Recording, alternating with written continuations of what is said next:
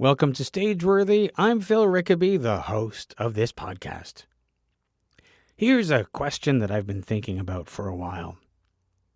Just what is the theater community?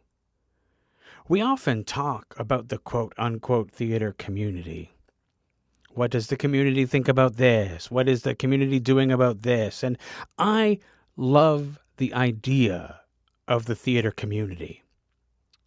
But often, a moment after I talk about the theater community, I find myself wondering what exactly is the community and how do I find it? Because a community is a social unit with a commonality, like an identity or a religion or values or passions. Or in the case of the theater world, a vocation. But a community needs to be a social unit. Now, I live in Toronto, which is a pretty big city for theater, but there are small pockets of theater all over the city, lots of theater cliques, for want of a better word. There are some names that everyone knows and a lot of names that might be known within a single clique, but might not be known in another. The problem with these cliques is that they are both the theater community and not. They are the community because for the people involved in that group, that's their community. But they are not the community because they're a small group. For the larger theater community, that's something that's more complicated to describe. When I think about the theater community, when I've asked people to tell me what they think about when they think of the theater community in Toronto, the only thing they seem to be able to think of is the fringe tent or the patio or whatever we're calling it now. Fringe seems to be the one time of year when the theater world comes together and forms a community. We gather, we have a few drinks, we have some conversation, we talk about the amazing theater we've seen, we talk about the things that we're working on, we hang out and just enjoy being with other theater people. And for 10-ish days, we have this place that we go, and when it's over, that's pretty much the end of the community for the year because it's the only time we seem to gather as a group. When I first came to Toronto, when I first started hanging out and being in the world of Toronto as an adult, I learned that there was a bar called the Green Room. And I assumed that that was the theater bar. And I thought to myself how amazing it was that there was this place where all the performers and other theater people in Toronto could go and hang out. Well, imagine my surprise and disappointment when I discovered that it was just a bar. Occasionally you would find some theater people there, but it was not a theater bar. And I think about New York City, where there have been restaurants that were integral to the theater world, like the Edison Cafe, sadly no longer with us. And a cursory Google search assures me that there are other cafes and restaurants that are theater-centric where people go. But we don't have that here. There are a few places that have become central to the theater scenes in cities here and there, at least during the fringe season. Someone will have to let me know if they're theater hubs all year long. In Winnipeg, the King's Head becomes the bar of choice for fringe casts and crews. And in Edmonton, the performers shun the beer tents and instead head to Steel Wheels. But to my knowledge, these places, these hubs of the theater community, are temporary and mostly related to the local fringe scene. But it would be great to have a place that could be more of a regular gathering place where we could talk about things happening in the theater world, where we could meet, where we could have community instead of making Twitter our theater commons, because Twitter is no place for discourse. But when we have no place to gather on the regular, how can we be a theater community? I guess, in the end, I don't have an answer because I still don't know what the theater community is. It's something we talk about as though it was a thing, and every now and then we get a taste of what it could be, and then it's gone. But I long for it. And maybe you do too. The only question is, what do we do about that?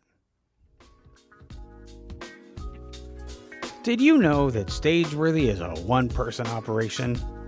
I book guests, conduct the interviews, produce the episodes, create the artwork, and promote the show, as well as pay all of the costs associated with doing all of that. If you enjoy the show, there are a few things you can do to help me out. One of them is to rate the show, which you can do on Apple Podcasts and Spotify. If you listen on Apple Podcasts, you can also leave a review. Reviews and ratings help people to find the show. If you want to keep up with what's going on with Stageworthy and my other products, you can subscribe to my newsletter by going to philrickaby.com/subscribe. You can also support Stageworthy by dropping some change in the virtual tip jar. There will be a link to that in the show notes. Or you can subscribe to the Patreon at patreon.com/stageworthypod. For a monthly subscription of $5, I will take you behind the scenes on the podcast, do regular Q&A sessions, and even present regular exclusive interactive conversations just for subscribers. Remember, you can find Stageworthy on Twitter and Instagram at StageworthyPod, and you can find the website with the archive of all episodes at stageworthypodcast.com. And if you want to find me, you can find me on Twitter and Instagram at Phil Rickaby, and as I mentioned, my website is philrickaby.com. This week, I talked to folks from two of Toronto's most vibrant indie theatre spaces, the RED Sandcastle and the Assembly Theatre. First, the inimitable Adriana Prosser, who is one half of the Eldritch Theatre team who took over the management of the RED Sandcastle just last fall. And also joining me are Cass Van Wyck and Luis Fernandez, the dynamic duo who keep the Assembly Theatre afloat. Both theaters have had their ups and downs during these pandemic years, but both of them have heroically managed to keep the doors open despite the hardship. They joined me to talk about what it's been like keeping the doors open, what the future holds for the indie scene, how it could be better supported, and so much more.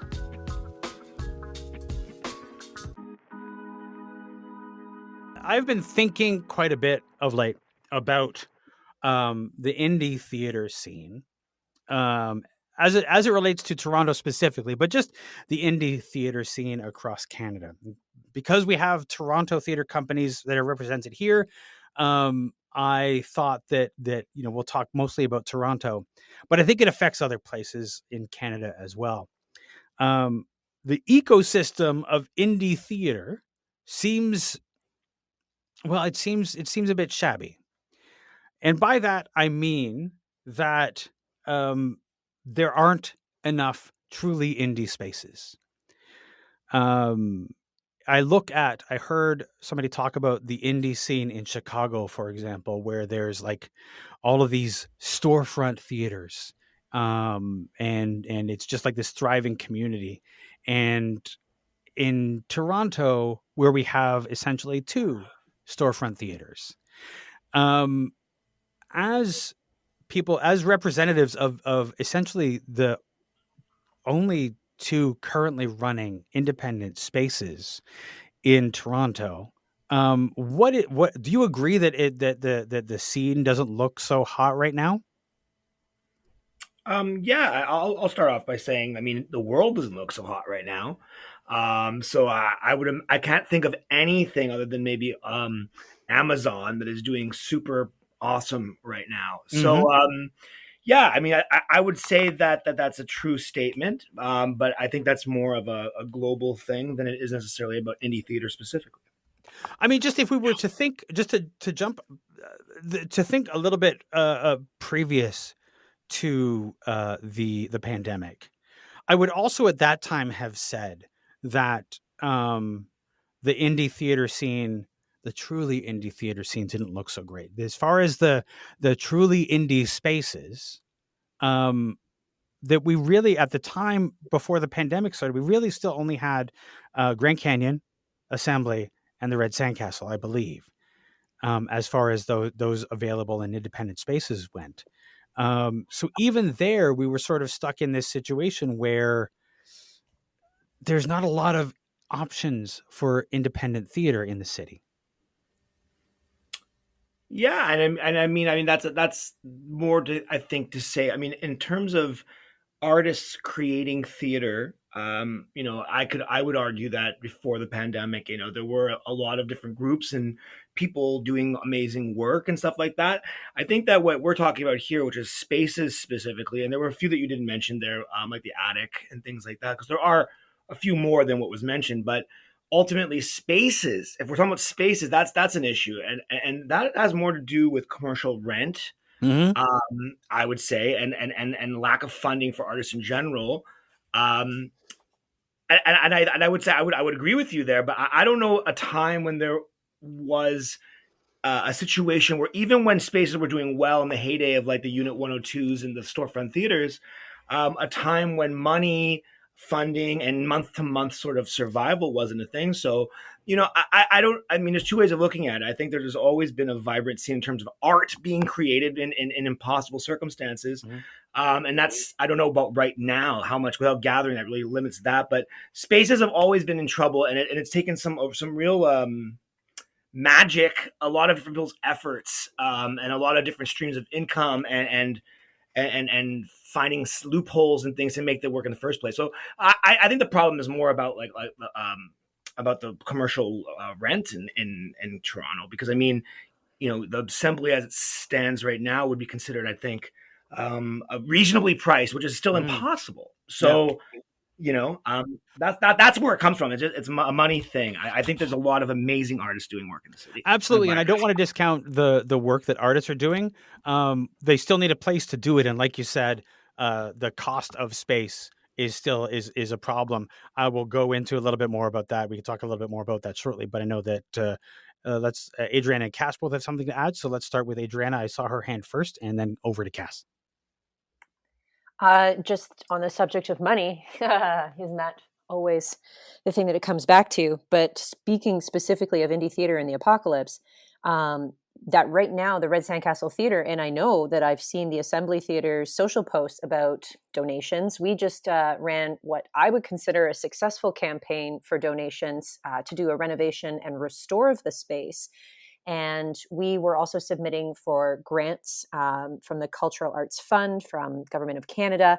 And we actually just got confirmation that we are getting grants from the government to do specifically safety protocols within the theater. So we can have better risers with handrails and make sure that the washroom can accommodate wheelchairs and whatnot. And all of those funds are specifically allocated. So I am cry laughing over here that I am getting so much money. I mean, still not a lot of money, but a lot of money to an indie theater. But I can't use any of it for rent. So I'm kind of doing like this fetal position of like, cool. We're going to make this a beautiful space for audiences and performers, but am I going to be able to keep the lights on? So it's a very difficult thing to try to translate to our patrons to be like, this is really great. We've got a grant, but none of it can actually go to this month's rent. And so it's kind of like, we have money, but please give us money. Like, I don't know. Yeah. I'm doing this tap dance and it feels really awkward. And I don't know about you guys at Assembly, if you're experiencing that as well. Yeah, I'll jump in and kind of share that sentiment when it comes to specific grants, or I guess lack thereof when it comes to operational grants for indie theater spaces.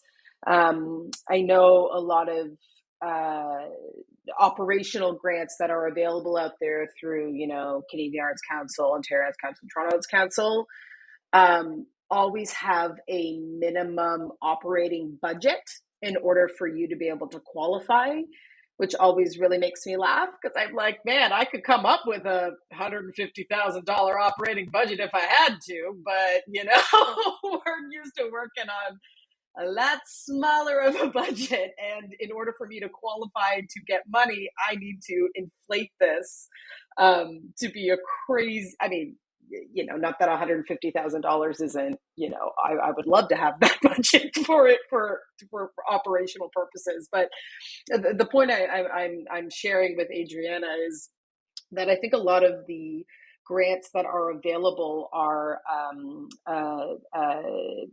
production specific. So we can get, a grant to do a play and cover 1 month's rent for that play, which is great. But then what about the other 11 months in the year? I feel that so hard. I feel that so. Yeah, and I totally get you where you're getting this money, which you're very excited about. You don't want to be, ungrateful for in any way, shape, or form. But the irony that we also share, Adriana, is that we need to have a space to do it in, and the lack of support from, I would say, all government levels, provincial, municipal, federal, when it comes to these kind of spaces, our spaces specifically, is just really disappointing. And I'd be curious. I know you brought up, Phil, kind of Chicago and how Chicago has this vibrant storefront indie theater culture there, and I'd be really curious to hear how that is possible, because this is me making a big assumption, but I'm assuming, Chicago being kind of a similar city to Toronto, that those rent prices are probably not ideal either. So I'd be curious to hear how, so many have been able to not only survive, but thrive. I think that's something we hear a lot within our community is we're surviving, but are we thriving? Yeah. And I'd love to see, coming out of this pandemic, a way for us to, not be working and struggling month to month, but figuring out a way of how we can, be moving forward sustainably, that is going to see a legacy of this, not are we going to make it to next month? Yeah. Louis.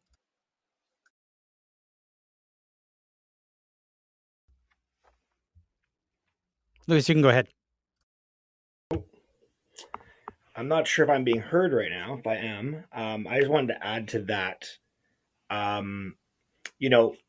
In a world where you could create art in these spaces, however, there was a fighting chance. I mean, even in our worst case scenarios, what sometimes created an atmosphere of hope was the ability to create art, make something perhaps that hits off and creates some sort of buzz for the space, or, there's always the art itself that could be the selling point to continue the sort of work that we do and create some kind of word of mouth. And I think that in this current circumstance, I mean, without being able to do those things, it's really different. I mean, now we're in a place where we're just looking for funds. I think I've always been in a place where I'm looking for funds. But it was always through this means of actually doing this work. And if I could get the work out there into the world, even if it didn't make it, I mean, even if it just made its money's back, even if it lost a little bit of money, there was this feeling that we could do something and it could create something. In this current atmosphere, that it's impossible to have a vibrant scene when you can't even create and gather. Yeah. Cass. Yeah, just to add on to what Louis just said, Louis and I talk about this a lot, where, the assembly is a completely volunteer-run artist space. No one who volunteers their time to help run it gets paid, Louis and myself included. But this has always been fueled by what Louis said, is this ability for us to provide space for artists to do what they do and create beautiful works of art. And that also goes for Louis and myself, right? We run this space, so we have a space to do what we do. And for the last 2 years, we found ourselves in a position where we've been putting in twice the amount of administrative work to save this space without getting the kind of payout of being able to perform or provide space for artists to perform. And it's quite a it becomes quite a thankless kind of job after a while, because you're putting so much effort into it without seeing what we're used to getting out of it by having artists in the space and us being able to use it as well. Well, it's exhausting. It's like all of that administrative work is certainly not why I'm sure any of us got into the theater, is not to spend a lot of time doing administrative work, is just a byproduct of trying to keep a theater open. And it was never, just quickly, the administrative work is par for course, right? That just comes with running a space. That's just going to be the way it is. But it was always worth it because there were always beautiful, young, emerging, interesting artists in our space using it for what it's supposed to be used for.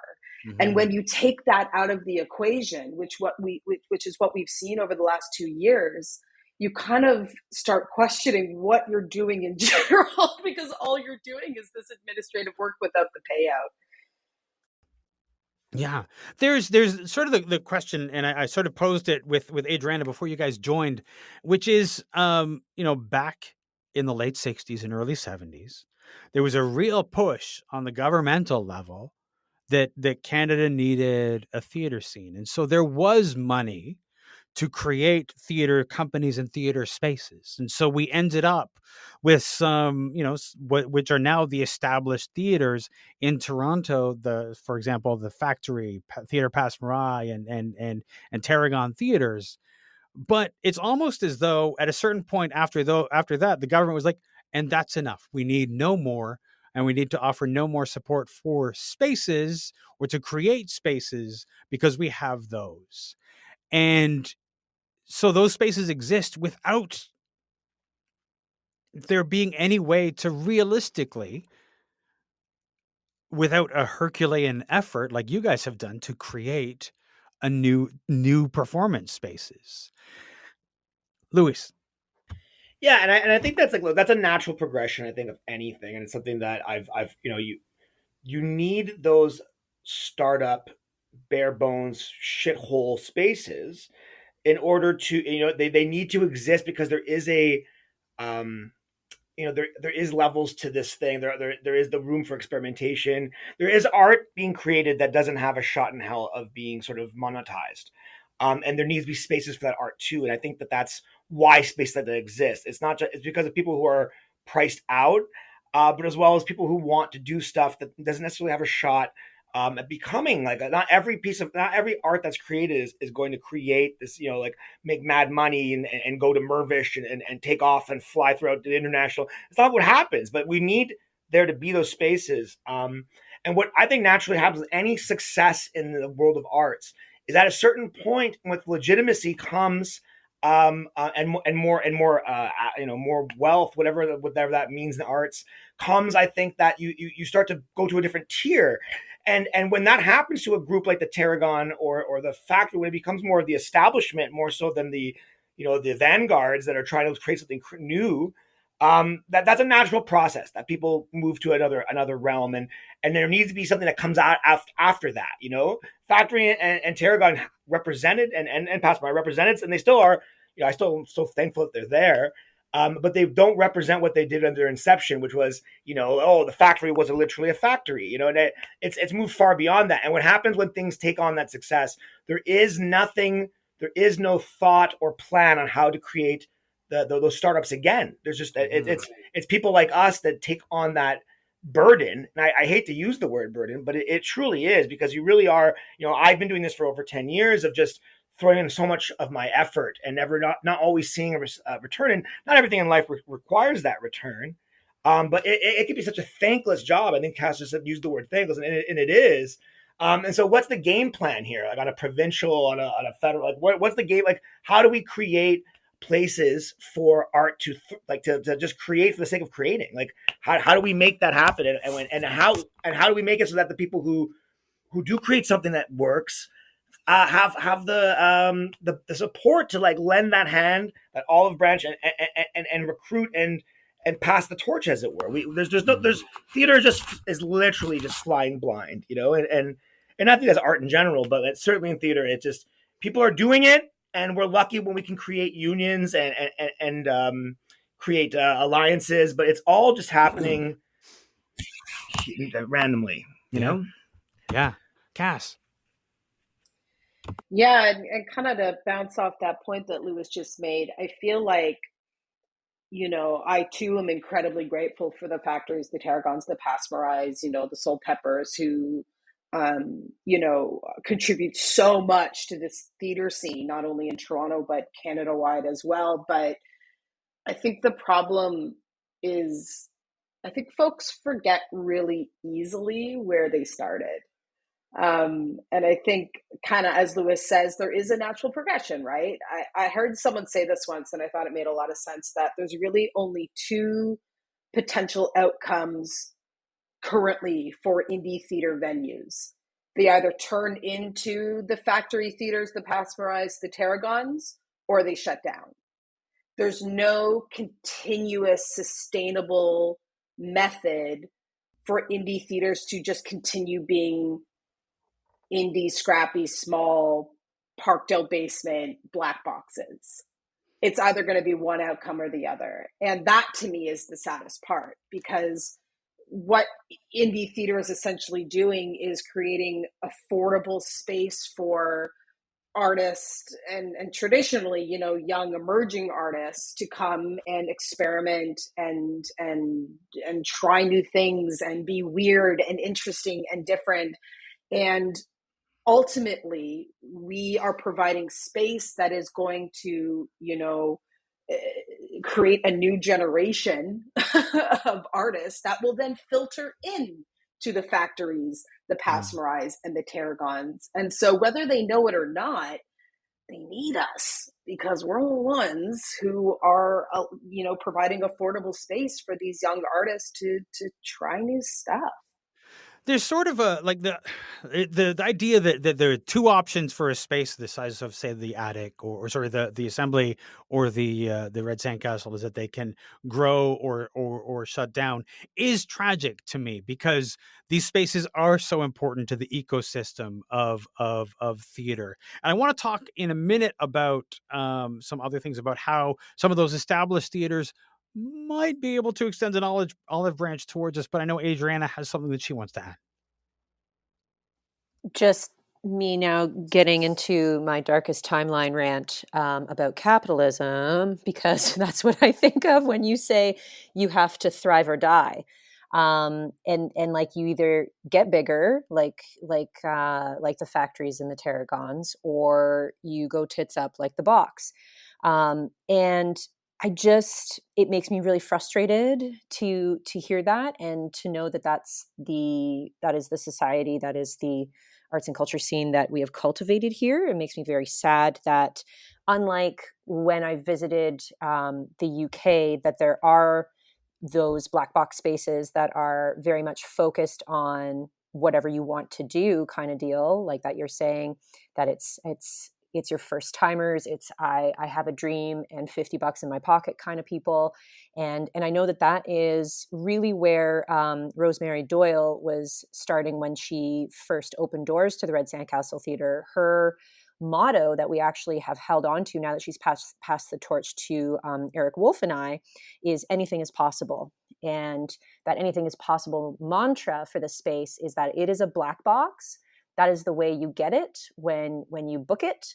That does not mean that it has to stay a black box. You can paint the walls, you can paint the floor, you can turn it into a jungle, as long as it goes back to factory settings, no pun intended, to black box. You can do whatever you want there. We want you to explore. We want you to claim the space as yours. We want to be as welcoming as possible. And I know that is not what it's like for every rental space. I know that when I was initially talking to Rosemary, that was a very big thing for her, for us to continue that idea of, when you come in, you can take over the space. And that's why we are really, we're really hands off, and you're just renting the space. I joke that we're kind of like the WestJet of theaters, where like you get the theater, bring in whoever you want to bring in for your team. If you need any help, we are there. You'll just have to, pay for that body to come and help you and bring their expertise and their talent to you. But that's really what the idea is, to keep it simple, and let that space be what it needs to be for you, rather than, I know, again, talking to Rosemary, that she wanted to rent some spaces, 10, 20 years ago. And they were like, okay, well, you can't paint, you can't change the light grid, you have to use this team. And like, there's all of these different stipulations. And she's like, okay, but like, this is my show. I want to do my show. And they're like, okay, well, you have to do it within these parameters. And I know that was a big push for her to open up RED Sandcastle. And that the idea of a sandcastle is that it's impermanent, right? You build a sandcastle on the beach and it will wash away that day. And the beauty is that it will wash away, right? That impermanence is part of that, dare I say, aesthetic quality, that aesthetic experience of like knowing that this is not a permanent thing. And this was a big thing that drew Eric and I to taking over the RED Sandcastle, because we truly believe in that kind of idea of like, build it, love it, applaud it, and now take it down, right? And I think, again, like we're talking about these spaces that these permanent structures and all of these rules and them getting so big that, yeah, they start to have to fill out those bigger britches and follow all those rules that to get the bigger grants to thrive. And then all of a sudden, and I'm spitballing. I am not trying to put words in people's mouths, but perhaps they get snared by their own trappings, because they do have to get bigger and bigger so that they can, like Cass was saying earlier, like you have to meet a certain threshold for you to apply for those operational grants. Okay, well then we need to get that money. We need to expand. We need to play ball so that we can thrive. I think there are a couple of things. Like, there's such a narrow view as far as the way we look at indie theater and funding, so that you have to be at a certain level. So you would have to, let's say, if you were going to get an operational grant, you would have to pad your budget so that it meets the requirements, so you could get the money to be able to pay your rent and pay some people to run the theater. But to do so, to be able to maintain that, you would then have to you need to then bump up the amount that you're charging people to create the art, and then you end up in that very situation. There's so little support for theaters like the Box, which sadly is gone, Grand Canyon, which was a great, like such a great attempt to create both a performance and community space that just couldn't survive the pandemic. And so we end up with like just this tragic situation of these wonderful spaces that just don't find the support that they need. And I know Lewis has something to add. Yeah, just that, and you kind of hit it on the head a little bit there. But when we said these spaces didn't survive, or survive or become become a factory or a tarragon, I think what's important to notice, or to note rather, is that these spaces weren't mismanaged. These spaces were like, when the Box went down, when Unit 102 went down, we were booked for 6 months in advance.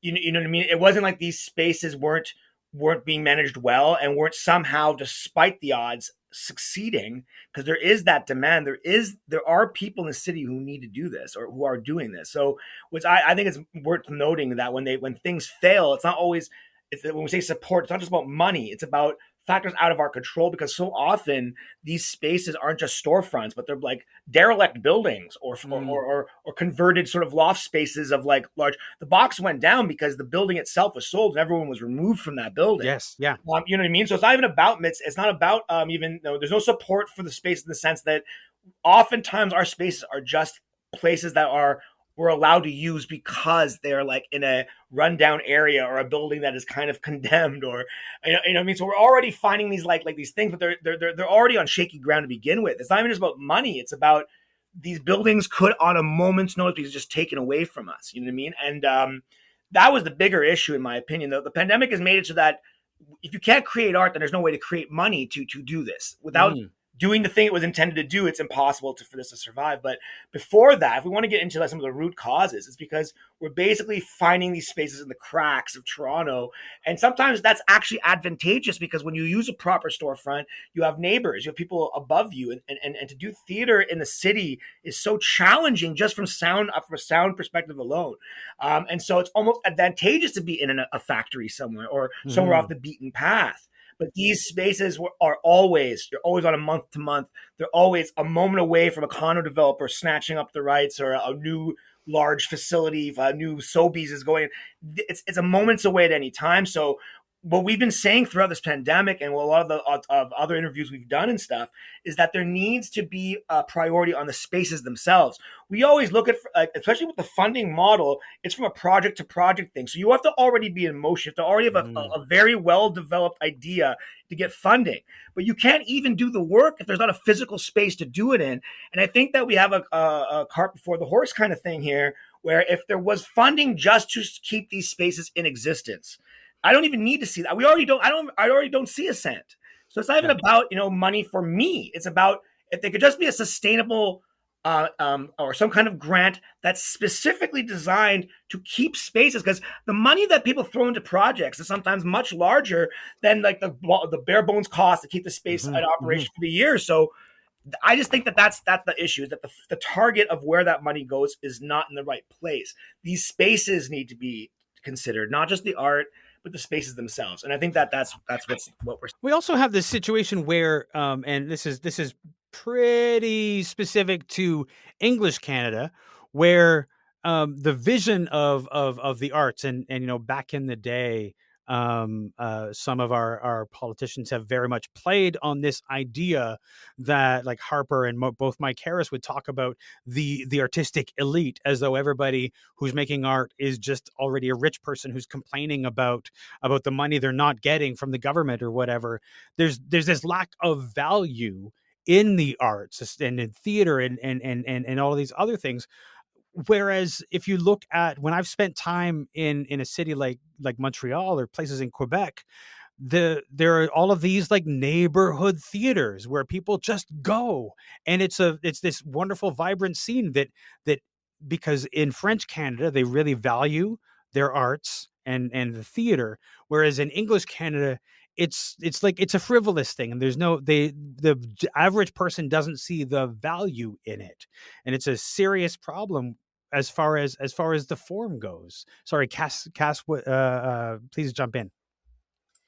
Yeah, no, I think kind of piggybacking off what you just said there, I think you're absolutely right. In places like Montreal and in Quebec specifically, they are so good at preserving Quebecois culture, and they are rightly so, supporting theater, which contributes to that culture. They support arts, which inherently creates that culture and sustains that culture. And I think when you don't quite understand the connective tissue between those two elements, it's very easy to write off the arts community in general. I think people are very quick, very, very quick. You see it in the education system. You see it even within the pandemic, right? You see, what kind of funds have been available to us throughout this time.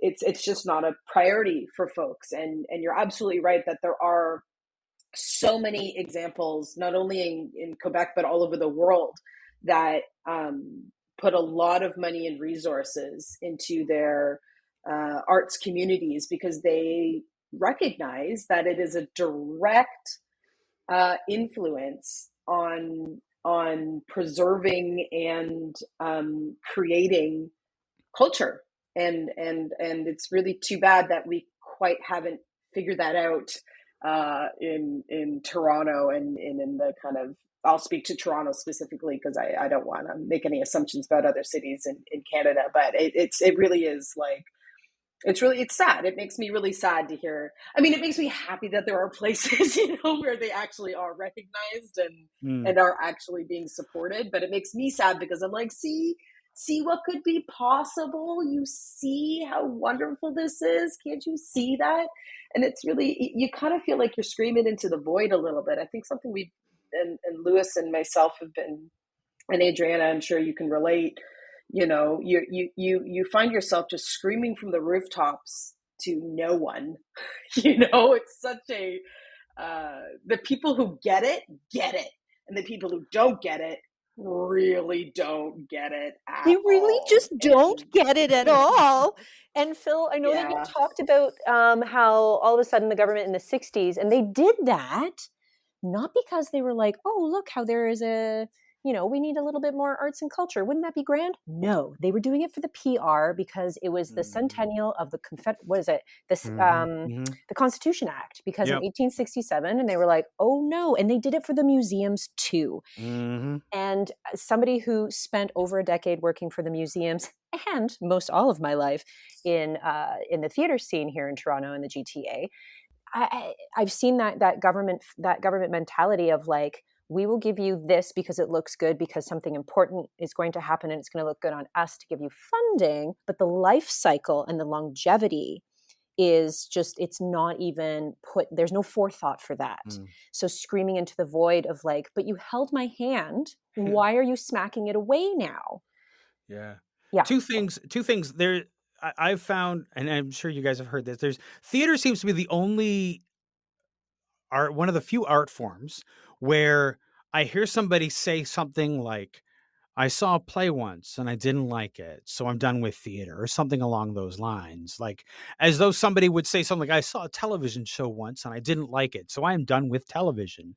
Whereas somehow in the theater world, somebody sees one play that they didn't like and now they're not interested.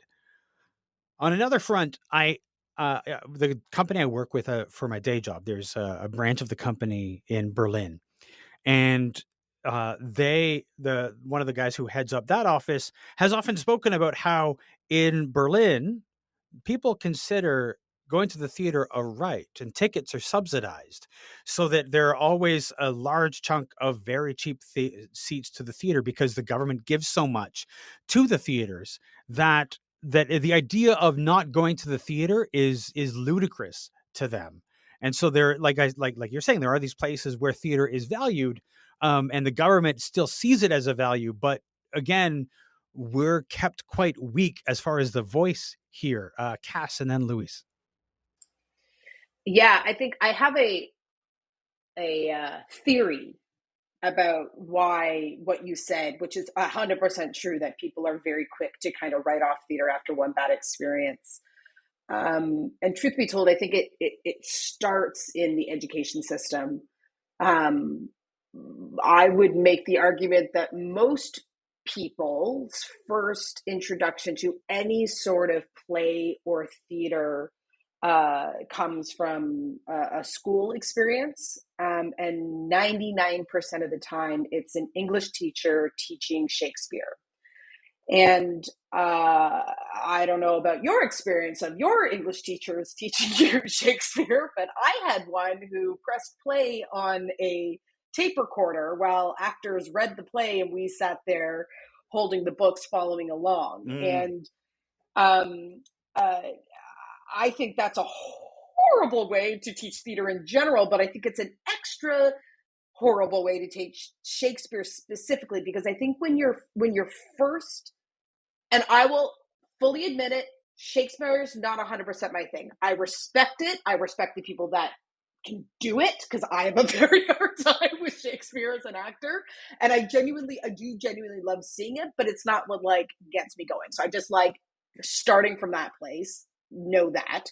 However, I think when that is the first introduction that young folks are having to theater in general, they're seeing these very high level language presented in front of them. They have teachers who can't teach it properly, and they're going, I'm not smart enough to understand this.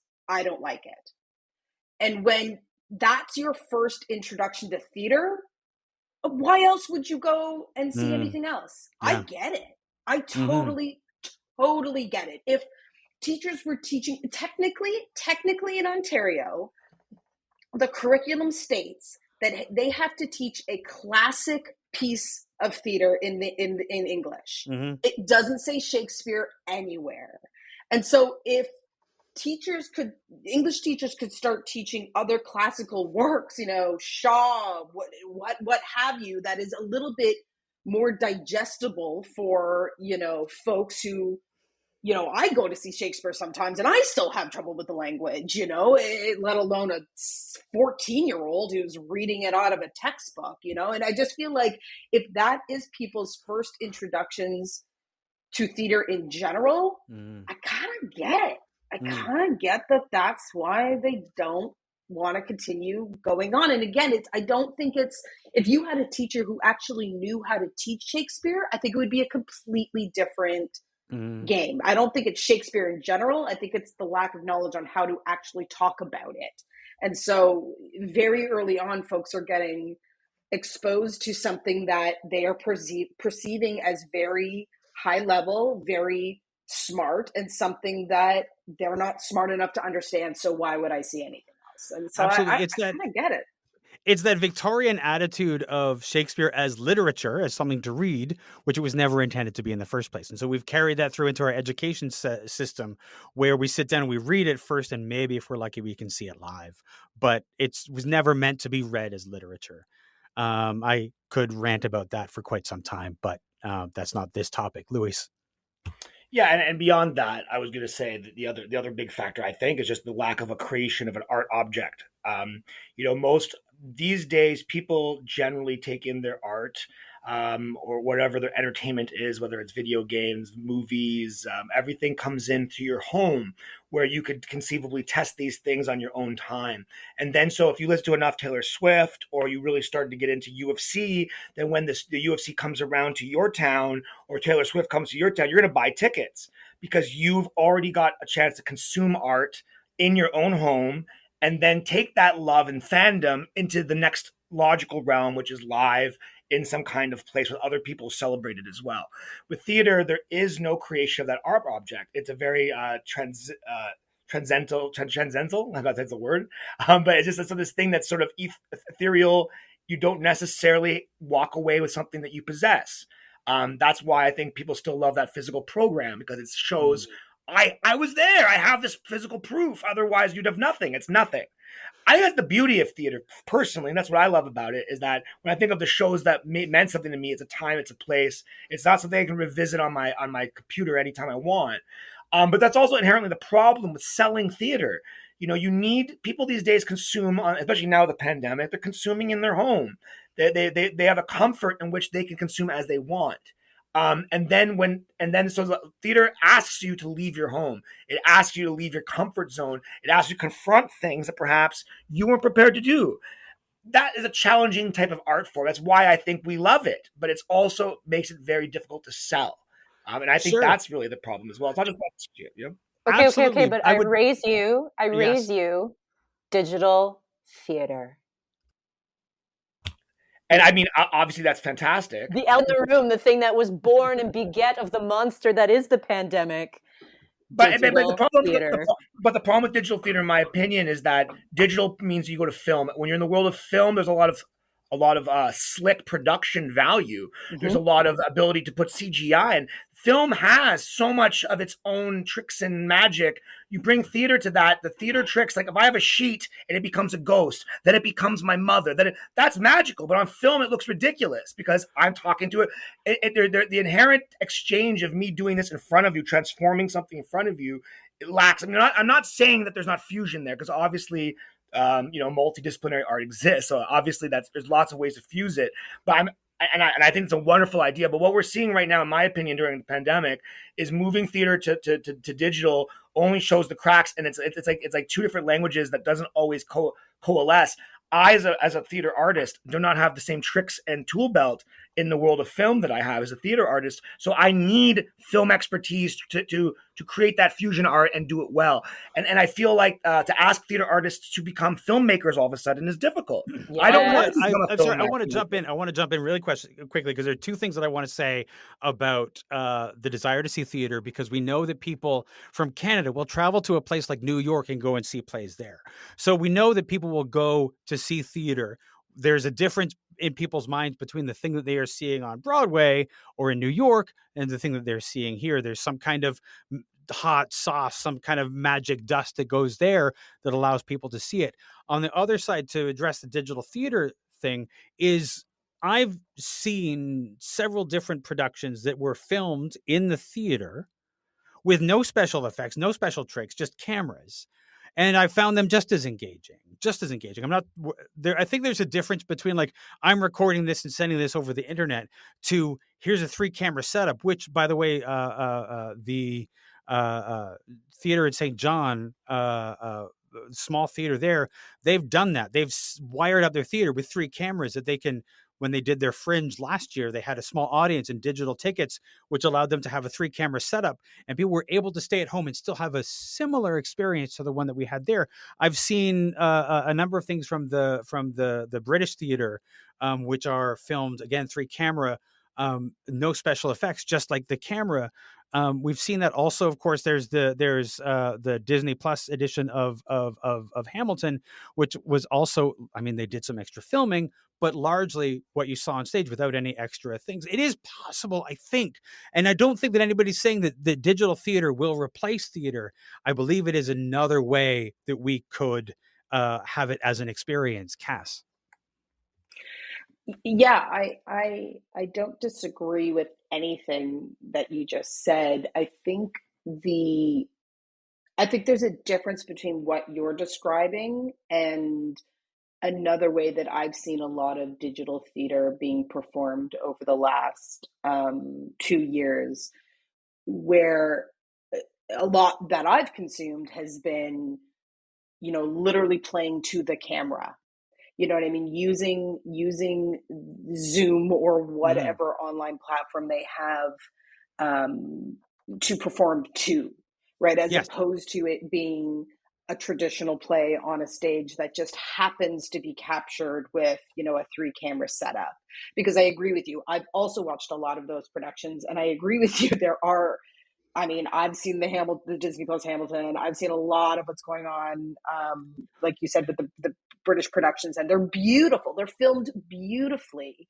Where I see the issue with that is this is a luxury that is only afforded to what is already quite a commercialized segment of our industry because they have the money. When you're looking at theaters, I'll speak for Assembly specifically. We're not filmmakers, so we don't have the capabilities. Even if we had the money, we don't have the skill set to be able to shoot something on that kind of a scale that would create a similar experience for someone if they were actually sitting in the theater. And B, we don't have that kind of money to be able to invest in being able to produce that kind of work. So although it's great for, I guess, theater as an entire ecosystem, because it is still a way for folks to be engaging in theater in some capacity, I think it's really only afforded to a certain segment. And I think that for a lot of indie productions that I've seen anyway over the last couple of years, it's been very much so not on a stage and being filmed like a movie. It's someone performing to a camera on their computer from their living room, which Absolutely. And is a different form of theater, but is not the same. It's not the same thing. No. And I and think that kind there of has to be a distinct between those two. Absolutely. That kind of Zoom theater is sort of like a thing that we did and we've had to do in the pandemic in a lot of situations. Do I think that's not exactly what I'm speaking about when I'm talking about digital theater, because it is the difficulty with that is that many of us spend so much time in Zoom calls and the like in our daily lives that to make the decision that, oh, this is now entertainment. If it's just another Zoom thing, I can't physically make that distinction because I'm still sitting in the same place I was when I was doing all of my Zoom meetings throughout the day. I can't my brain doesn't make a distinction. But so for example, the St. John Theatre Company that I mentioned earlier, they didn't put a lot of money into their setup. They had 3 cameras. It was a live stream, and there's a very simple switcher program that they use, and they just had somebody to switch back and forth. It doesn't have to be an expensive thing the way that it, say, Hamilton on stage was. And a live streamed performance, again, it can be, if you have that camera setup, can be both dynamic, but also, I think, exciting. Adriana. Yeah, I agree with everything. I think that the thing that I love, hate, and hate love about digital theater is the fact that the community was like, we need to still create. We still need to have a space to create, whether it's in person and or online. And I am teaching myself how to do digital theater for my renters, because a lot of them have been asking, well, can I do this? Can I do this online? Can I live stream it if there is a lockdown? And I actually specifically signed up for a Wi-Fi that has a huge upload rate rather than just download rate, to specifically cater to the creators that wanted to explore that, because I think it's cool Wild West stuff that's happening right now. I think the people like the fact that it's eliciting really deep hate, really deep love, really deep frustrations, really deep, oh my God, I can't believe I'm seeing the show that is taking place in Spain because they went digital with it. You know, I love all of that. And I also really, really love the benefits of having better access for people who have different abilities or barriers in their life that they can't come down to the RED Sandcastle Theatre and see an Eldritch Theatre show, that they can actually do that and then hit the captions bar and they can read. And I just want to put out for people to bookmark. I know that we're talking about like the Hamilton that has $2 million, like they have the Mickey Mouse money. That is not what I'm talking about. But I also think that there is a confusion for the general audiences that think that we can produce stuff like that. Thank you, Cass. We are having to learn a complete different skill set. I went to theater school, not film school. But also on the flip side of that, there is a lot of really great technology that is out there that is free and or close to free. And check your privilege. Also, the ability to have your smartphone and use that as a camera and as a streaming service, that you can also check out a movie from 2003, well before all of this pandemic baby like pivot to digital, a movie called Dogville with Nicole Kidman and Paul Bettany. And they filmed a staging, and the staging was all just like paint, lines on the floor of a black box stage. And that I think we could do, you know, with like what Phil is saying about this fringe where they're setting up and just trying to figure this out as best they can, and trying to bring their audiences in a time where we cannot gather.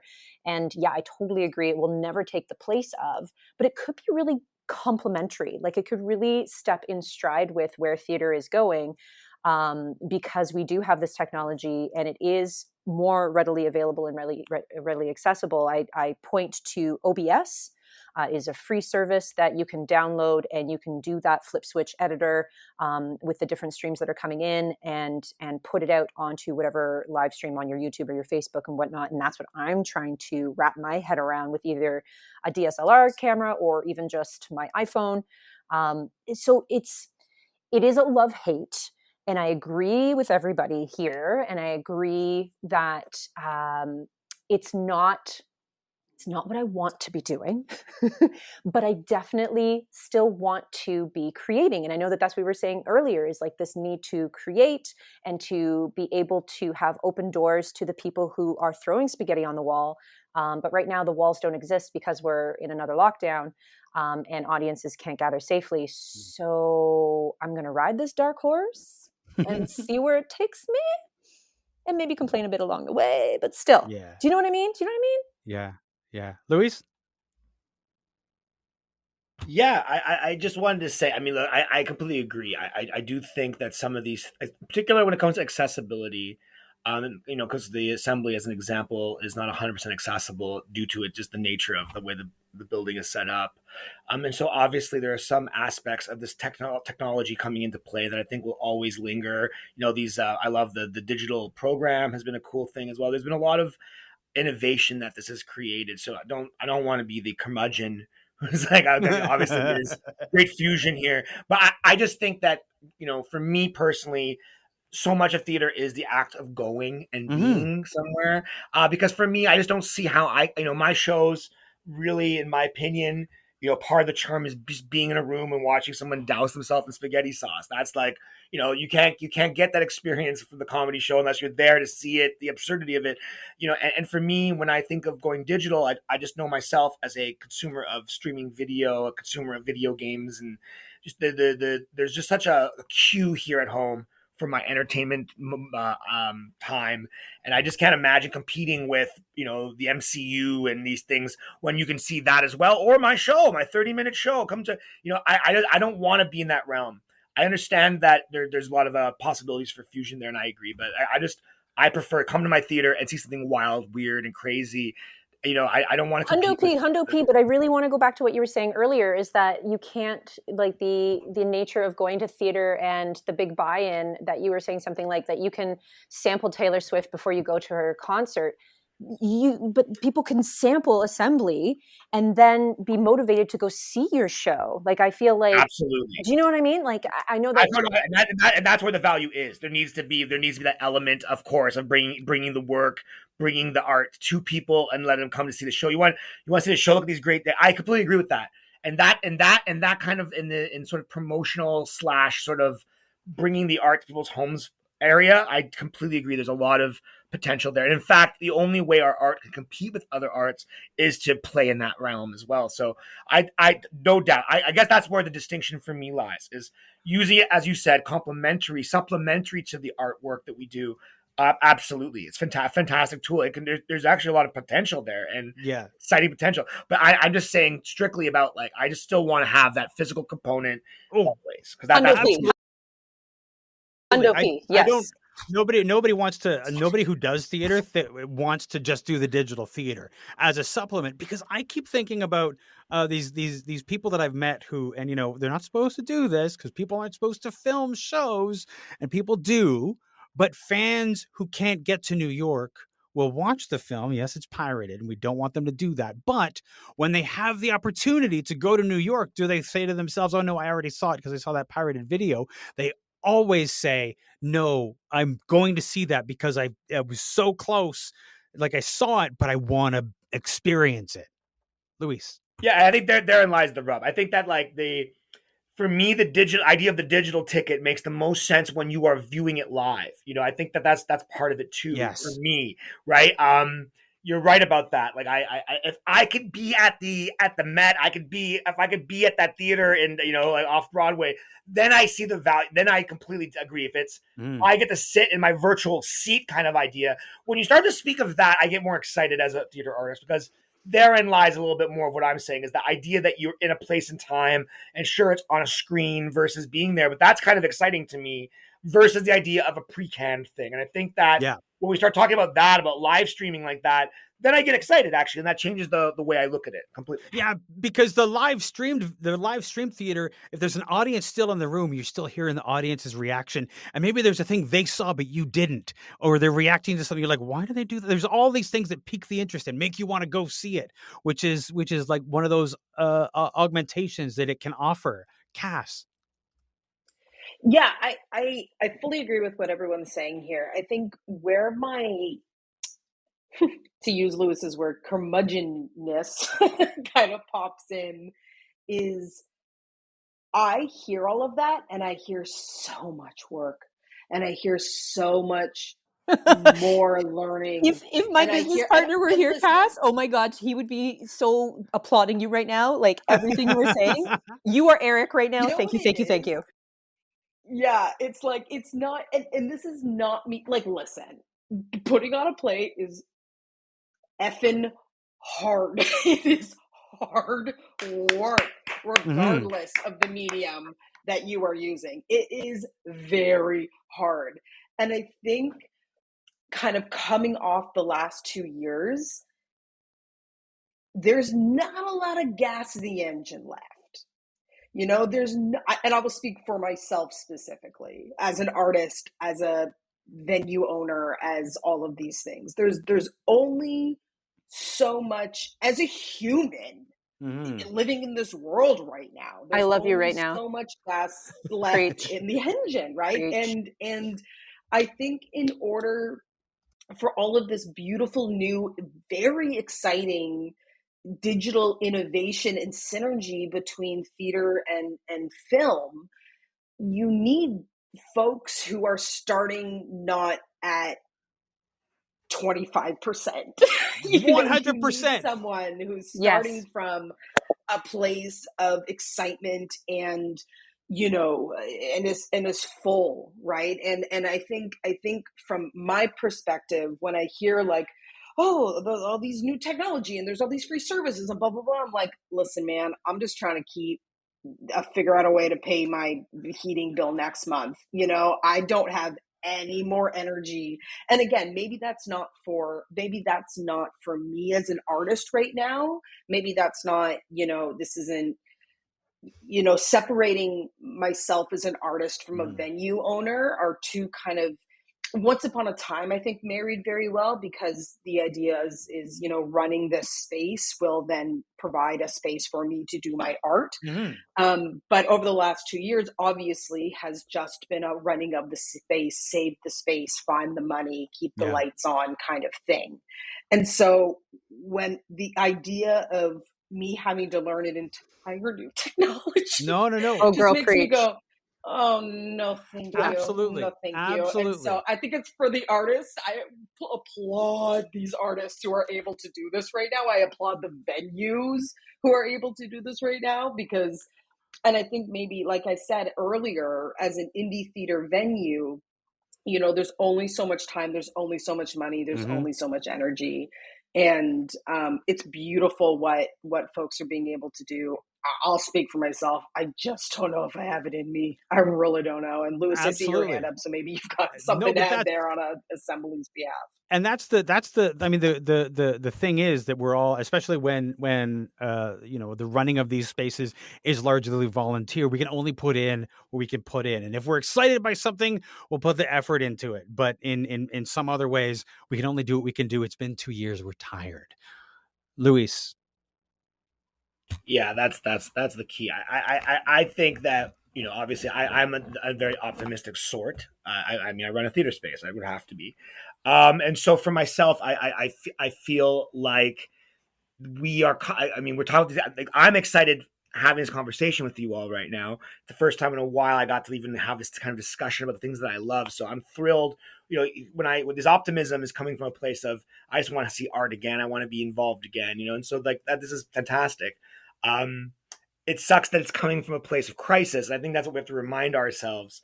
I think theater is always a place of crisis, but now I feel, it doesn't feel like it's self-inflicted. It feels more like there are just forces beyond my control that are kind of forcing my hand. So it's hard to want to pivot when you were doing something just fine as it was. And then now you're being forced to change because of circumstances versus, being letting the work organically take it to a place like that. I've had projects in my life where I'm like, ooh, what by virtue of the themes in this, wouldn't it be amazing if we did a great campaign using social media or, digital ways to get into the work? What sucks is that I think what Cass is expressing is we're innovating due to survival, and it never feels as fun or as exciting. Because, if me and Cass are putting our show online now, we're doing that because we have no other choice. It's not because we think it's an exciting idea, right? And I think that's why there's when I see myself or hear myself being reticent, it's because of that. It's because I want to go back to doing my art again the way I was doing it, and now I'm making choices based on other factors. And I think that's what she's expressing, and I agree with that. But I try to be optimistic. I think it's still great that we're keep on keeping on. Absolutely, Cass. One more thing, and then I just want to jump into just a brief other topic. Yeah, very quickly, very, very quickly. I think Louis nailed it. I think if this kind of innovation and new technology and all things were coming at a different time when, like Louis said, it was coming out of necessity and crisis, I think I, as an artist, would have a completely different view on what the potential for that could look like.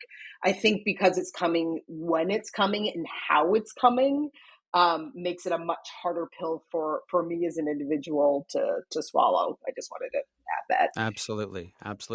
Now, I sort of teased this earlier. We sort of went on to a whole bunch of other topics, but I was thinking about we have the theaters that started indie and became established. We named them earlier, the Toronto Theaters, Factory, Tarragon, and Theatre Passe Muraille, which are sort of like they're the level between like truly indie and like larger scale stuff, Mervish and whatever. Like they're sort of like lower mid area, but they started as indie theaters. Is there, and can you envision some way that they might be able to not offer financial assistance, although that'd be nice, but also to be able to offer mentorship, a voice, suggestion, that sort of thing, to help theaters that are truly indie to be able to keep running and to be able to be an additional voice to keeping those running. Luis.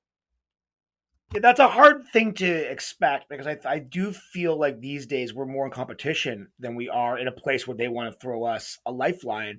I mean, I think that the keeping the lights on for all theaters, whether mid, large, or small, is a difficulty. There's a real in our scene because even in the heyday of storefront theater and Unit 102 theater, Sandcastle and us have always been different because we're from different sides of the city. But when we were all sort of clumped in the same area, there was a real competitiveness because we're all trying to do the same thing. We're all trying to survive, and so it's so hard. And yet, to the benefit of all, and yet somehow there was still people trying to reach out and help one another. It was a beautiful thing. But it's just so funny to me. I just don't see that happening. I mean, are there ways they could help us? A million ways. But from my experience running a space, all I've seen is the small back spaces become competitive with us and them doing things and borrowing from our systems and our price points to become competitive with us. And now when I am trying to find bookings at the space, people are saying, well, I could get the pass by backspace for X, Y, and Z. And what they don't understand is they're not, the hidden costs of paying for the technician and paying for that. There's always, it's always going to be a bit more expensive. And yet our prices are as they are, so we can keep moving. So they're not as cheap as possible. They're cheap enough that we can continue doing this, and we don't get paid even. So that's as cheap as humanly possible. So I'm finding I'm in competition with these backspaces more so than there is a synergy where they could help us. And I think that's sort of a across the board with theaters. Survival becomes the norm, and we're just all trying to keep our own heads above water. And so I don't know if there's a thing there. As of late, especially we'll say Vicky Villanosa again of the formerly the Box, of the Attic, and formerly the Commons. She's been one of the only people in the indie community that has actually attempted, unsuccessfully thus far. There've been a couple close calls, and Sandcastle's been involved in us and Grand Canyon to create some kind of system where we are all helping each other. But it's just so hard to do when we're all just in survival mode. And she's suggested, and I champion this idea as well, because there are times when my space, someone asks to use my space, it's not available. I want to pay that booking forward and give it to Sandcastle or give it to Vicky, or I want to do that. And we need to have a system here. And so it's been so hard for even us to create our own sort of ecosystem. And I just don't see those theaters reaching out down to us. I just don't see it because I think that they're trying to stay relevant, because I think that also as well, younger and emerging artists will always gravitate towards the cheapest option. And so we have I guess the one beauty of our model is that we sometimes have some really great shows, some really things that you wouldn't have seen because they happen to be young and vibrant and coming from somewhere unique, and I think that in some ways they want to capture that too. And so they need to be competitive with us. And I think that that's the problem right now. I just have to, because we often talk about the competition and I actually think we don't talk about it very often, the competition between theaters, between theater companies, and all of this sort of stuff. And I think that for those companies, say for example those mid to higher level theaters, by not collaborating with, feeding into, and talking to the spaces like the Attic and the Sandcastle, and not talking to the artists who participate there, they're essentially missing out on the exciting work that happens there, that feeds that ultimately allows the artist to springboard from the independent theater to the next one, and then of course bring in the new artist who is like, oh yes, if I do my thing at the Attic, we have the support of these other theaters, and maybe I can take it somewhere else. Sorry, I went off on my soapbox. Cass. Yeah, I agree that I think there's a bit of a disconnect there. I think from my perspective, the one thing that would be incredibly helpful is kind of going to bat for our spaces when it comes to funding, when it comes to, government support, et cetera, et cetera. And I know that's kind of a big ask because that means a smaller piece of the pie for them, because there really is only so much money that is being given to the arts. And I think specifically in this time, every dollar counts, whether you're an assembly theater or a sandcastle or the factory. Every single penny matters right now. And I think the problem that I see specifically is there's just a heck of a lot less support in general for the sandcastles and the assemblies and the attics than there are the tarragons, the factories, the Pats Marais. It's just across the board in general. There's more, and it's because they have more visibility, right? They're bigger. They produce a lot of incredible work that is, understandably, given them a lot of clout within our city.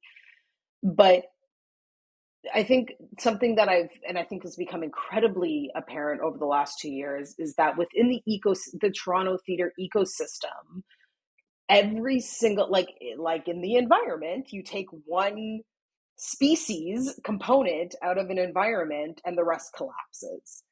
And I think we are in, danger of losing these smaller indie theater spaces, which I'm not 100% sure the larger companies understand what sort of effect that would have on the greater community and greater ecosystem. And so I would love to see some sort of we support the indie theater movement, we support indie theater venues. Hey, government, hey, artistic bodies giving money, please make sure there's a big enough piece of the pie for them as well. That's a big ask. I understand it's a big ask, but I also think that the consequence of not doing that might be bigger than sharing a piece of the pie.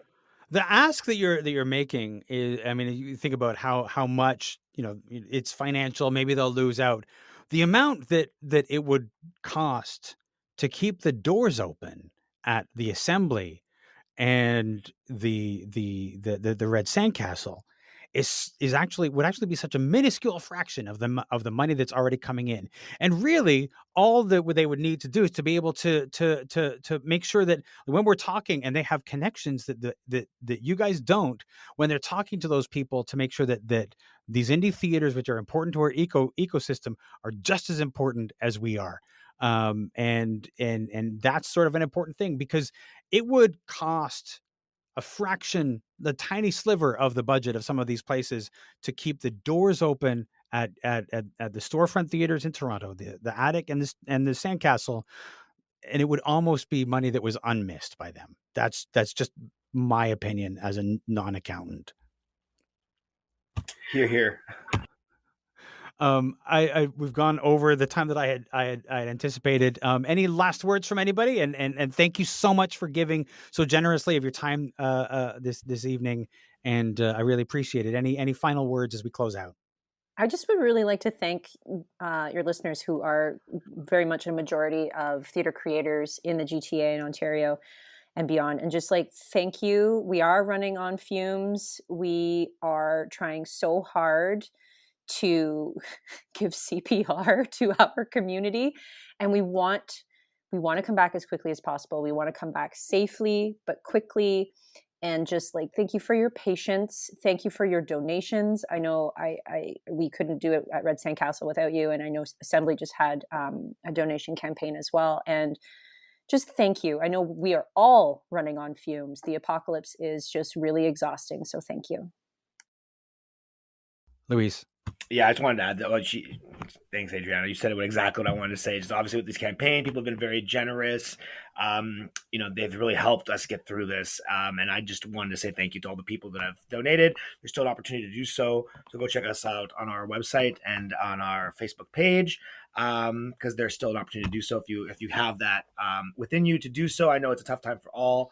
But thank you to all the people who have given and helped keep this theater supported. And honestly, it goes beyond just monetary too. People have just really supported with their words of encouragement and standing by us during these tough times. And we're very thankful for all those people. Without turning this into a telethon, I would say that that if somebody is thinking, oh, I couldn't possibly afford to donate money to the Red Sandcastle or to the assembly, like literally a $5 donation, if everybody listening to this was to donate $5, you would be putting so much towards keeping the doors open at these indie theaters, that it doesn't take as much as you think. Thank you. It doesn't have to be a massive donation. It can be small. It can be whatever you can afford, but it would mean so much. And that's my telethon moment. Appreciate it. Yeah, just to add on to that too, it doesn't even need even sharing on social media, sharing the links, sharing to friends, sharing to family. I mean, I understand, like Lewis says, this is a really difficult time for everyone, artists specifically. And so if it's, not in the realm of possibilities to donate financially, even being able to share on your social media platforms, that alone is worth its money in gold to us. Thank you all for talking tonight. I really appreciate it, and I hope that that we will be able to do this again next year In person. In person. Wow, think about Yeah, that. in person. That sounds great. Thanks, everyone.